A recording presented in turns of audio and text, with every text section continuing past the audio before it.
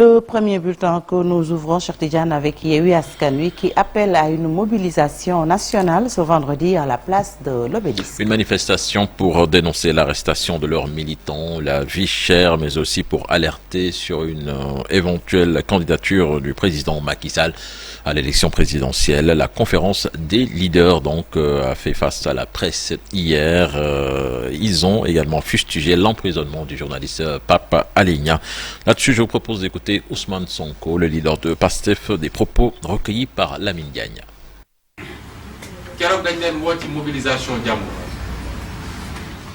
Nous appelons tous les militants de Yewwi Askan Wi ce vendredi 6 janvier à répondre massivement à l'appel des leaders de l'opposition. Nous voulons que la manifestation bat tous les records, surtout concernant la mobilisation, une mobilisation historique. J'appelle tous les Sénégalais épris de justice, de démocratie, que vous soyez du secteur informel ou pas, cette bataille est la vôtre.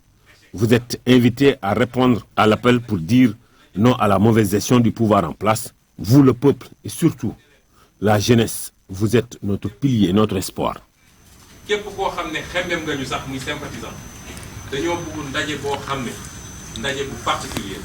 Et puis concernant l'affaire Pape Alé Niang, retenez que ses avocats ont déposé une nouvelle demande de liberté provisoire sur la table du juge du deuxième cabinet. Rappelons que la veille, le procureur avait refusé de lui accorder une liberté provisoire et pourtant le journaliste de Dakar Matin avait pris l'engagement de ne plus parler du dossier qui lui a valu de retourner en prison. Et puis pendant ce temps, la CAP a sonné la mobilisation pour la libération justement de Pape Alé Niang. Beaucoup de monde à l'appel. D'autres actions sont prévues. Habib Faye. Tous unis sur l'esplanade de la maison de la presse, les journalistes demandent à l'État la libération de leurs confrères. Pape Alé Niang, qui refuse de s'alimenter depuis le 20 décembre, date de son arrestation.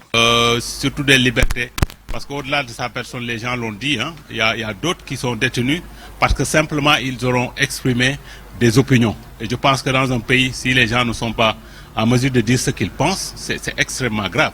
Et je pense qu'il faut que nous nous battions pour sortir Pape Alé Niang. Et après, par la suite, les autres. C'est comme ça que nous y arriverons.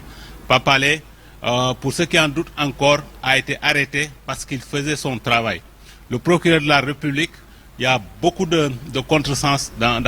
La liberté d'expression est alors entravée selon la société civile venue prêter main forte aux journalistes.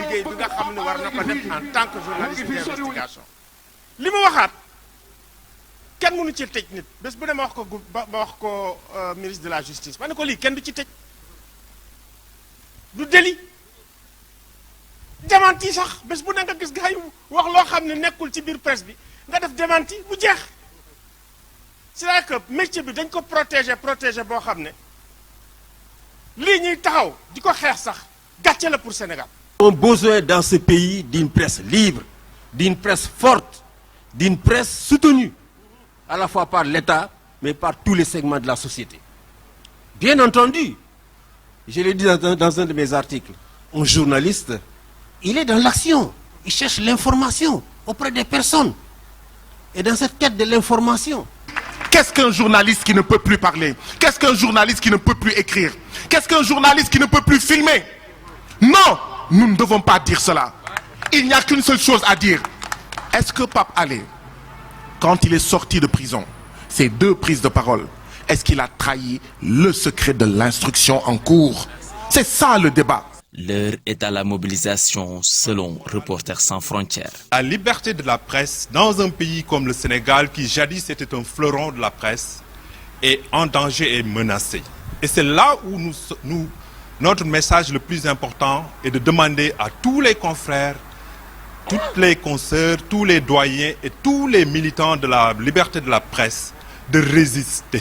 Même si son état sanitaire est jugé compliqué selon ses avocats, le journaliste d'investigation continue de résister. La CAP va encore poser un autre jalon de son combat. Ce samedi, une autre manifestation sera organisée devant l'hôpital principal de Dakar, lieu où Pape Alé Niang est en détention surveillée.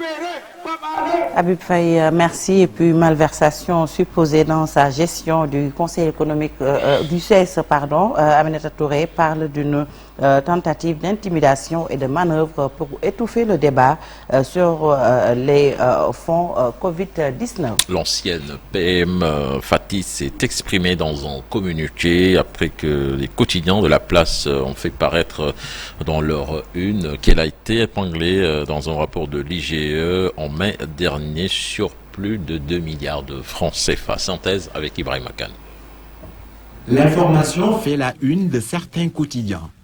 Aminata Touré serait épinglée par l'IGE en mai dernier sur plus de 2 milliards de nos francs CFA dans sa gestion du Conseil économique, social et environnemental. Une révélation qui intervient dans un contexte de divorce entre Aminata Touré et le régime du président Sall.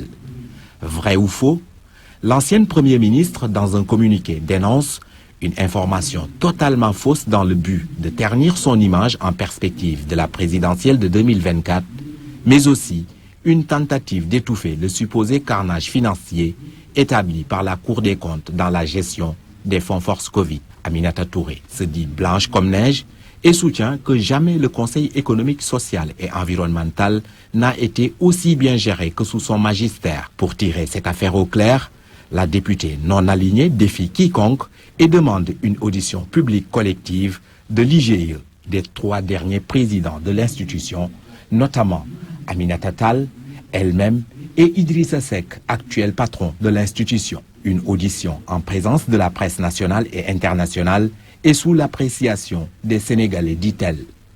Pour Mimi Touré, l'information parue ce mercredi s'apparente plus à une tentative d'intimidation après l'annonce de sa candidature à l'élection de 2024. Mais celle-ci ne passera pas. Elle déclare que rien ne saurait la détourner de son objectif de partager avec les citoyens sa vision pour un Sénégal meilleur en 2024. Ibrahim Khan, merci. Et puis du nouveau dans l'affaire du meurtre de l'enseignant à Ndiafat. Oui, l'enseignant aurait été tué par l'un des fils de son locataire qui détient une ferme. Les faveurs qu'il accordait à l'enseignant n'étaient pas du goût de son fils qui a décidé dès lors d'écourter la vie de l'enseignant du nom de Mbaye Bassirou après l'avoir menacé à plusieurs reprises. Les explications de nos correspondants à Kaolack, Faligay et Ousmane Dem. L'enseignant en question est connu sous le nom de Mbaye Bassirou. Il habite au quartier Kaznak de Kaolack, mais il sert à Ndiafat depuis bientôt 17 ans. Il est décédé à l'hôpital Fann de Dakar ce mercredi à 6h du matin. Son agression a eu lieu dans la nuit du 22 au 23 décembre 2022 à Ndiafat, dans sa chambre, au moment où il corrigeait des copies. Son agresseur, qui se veut être le fils de son locataire, l'avait surpris avec un gourdin sur la tête. Affecté par l'ampleur de l'agression, il est acheminé à l'hôpital El Hadji Ibrahima Niass de Kaolack. Vu la complication de son état de santé, il a été évacué à l'hôpital Fann de Dakar où il est décédé ce mercredi à 6h du matin. Une autopsie a été effectuée à l'hôpital général Idrissa Pouye de Grand Yoff. D'après nos sources, un problème de jalousie serait à l'origine de ce meurtre car l'enseignant bénéficiait des faveurs de son locataire qui détient une ferme. Ce dernier est le père de son présumé meurtrier qui vient de passer à l'acte après l'avoir menacé de mort à plusieurs reprises. Aux dernières nouvelles, l'enseignant sera inhumé à Touba.